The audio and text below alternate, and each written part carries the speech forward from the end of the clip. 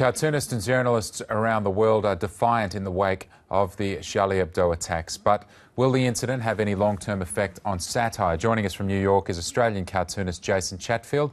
He's the Deputy President of the Australian Cartoonists Association and the senior member of the National Cartoonists Society in the United States. Jason, thanks so much for your time. What we're going to do as we chat is just roll through some of those images that we saw yesterday from cartoonists, their reaction. But firstly, what's your reaction 24 hours on? 24 hours on, it's still very grim, still very raw. If you've ever met a cartoonist, you know, they take this kind of thing very seriously. It's certainly, I guess, strengthened our resolve to really... we haven't weakened, basically. We now, it's only sharpened our pencils. That's how it feels. Well, it was, I mean, first comes the shock, and then there was, I mean, I was checking your tweets yesterday. Do I detect a hint of anger, and that may turn into something else at some stage about Charlie Hebdo being the target for these cowardly killers? Yeah, well, the thing is, what the killers have done is they've proven the cartoonists' point.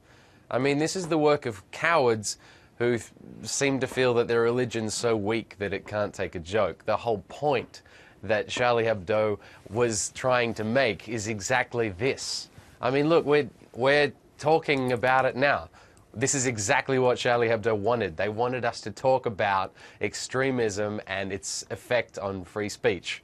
And it worked, you know. It's something very difficult to stomach when cowards like that decide to try and get some kind of power by walking in and shooting clowns, you know? Yeah.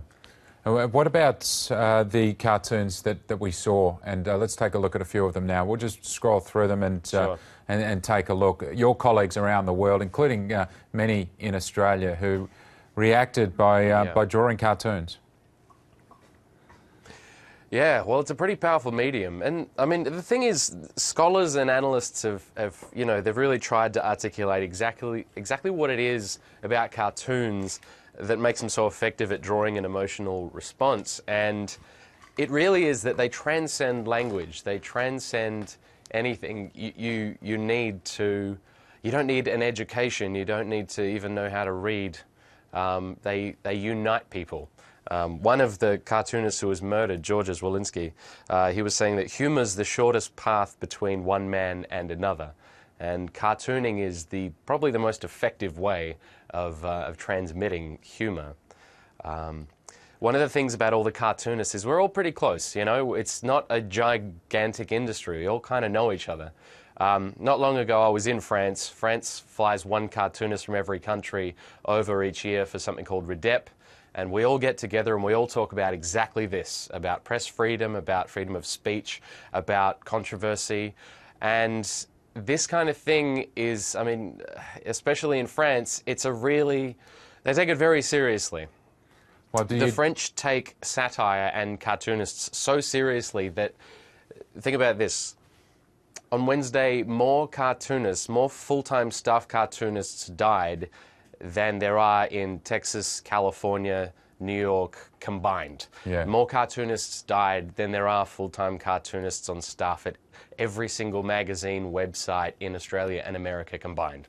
So it gives you an idea of how much value they put on cartoonists in France. And Jason, when you went to Europe to discuss and to meet these cartoonists and talk about the issues that they come up against, that you come up against, and in Australia also, was fear discussed and self-censorship discussed? Absolutely. Here's the thing that I realised when I went there. I realised that I looked around and the US cartoonist and the UK cartoonist and me, and we were kind of looking at each other going, we're just court jesters, really. These guys are freedom fighters. We had guys there who were like, we had a cartoonist from Sudan who was exiled to Qatar. We had a female cartoonist from Tunisia who was drawing during the uprising. We had cartoonists from China who were going against the government's propaganda. These guys were genuine freedom fighters who were putting their lives at risk. And we look at this and we take our own freedom for granted sometimes, you know, the fact that we can poke fun at Tony Abbott and Julia Gillard and we can parody them without fear of being killed or just disappeared, you know, even as close as Malaysia. KL, there's a cartoonist now who's just been arrested and questioned on grounds of sedition for drawing cartoons that aren't favourable towards the government. We are very, very lucky in Australia to have that kind of freedom of expression. So what do you think is going to happen to your profession now, particularly in Europe? Particularly in Europe? Well, look, there's one way to keep being parodied by cartoonists, and that's to tell them that you don't like it. The first time I met Virginia Trioli, it was because she came in and she was angry with me because Mark Knight had done a cartoon about her with big Coke bottle glasses. Yeah. And then Mike Bowers and I made fun of her on Insiders, and she hated it. And when I saw her next, she was like, "You and Mark Knight can rot." And I was like, "Mark, he hit the point. He hit it." As soon as you tell a cartoonist that you didn't like it, they love it. Yeah. So this is what's going to happen. They were told that they didn't like it, so now you cut off the head of 4 cartoonists, thousands are going to rise in their place. It's war. Well, we saw that with several of the images. I think Banksy's image also had that. It's slightly different, but pencil broken in two, which was a powerful image. And I guess one of the things that when I viewed these cartoons yesterday, was thinking to myself, and it's been a truth in my life as a journalist, always thinking that the pen is mightier than the sword. Yesterday I was thinking, well, is it? Do you question that as well at times? I don't question that ever. No. Think about this.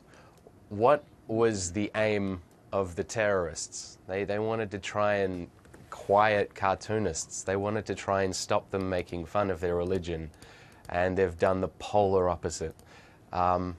I don't think the sword is mightier than the pen. It never will be. Those cartoonists who have died, who have been murdered, their work is going to live on beyond them. It will transcend them.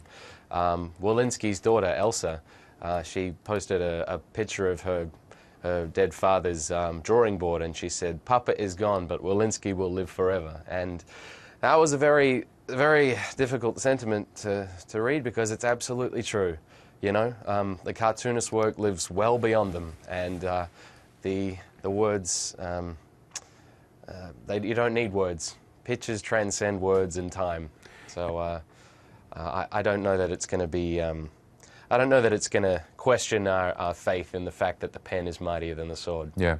Just one final one. Should there be more of a discussion about religious leaders and how they're displayed in cartoons? I wonder whether that was a part of your discussion when you did go to France. We did discuss that ad nauseum. Everyone has a different take on it. But the general consensus is that no one should be safe from satire.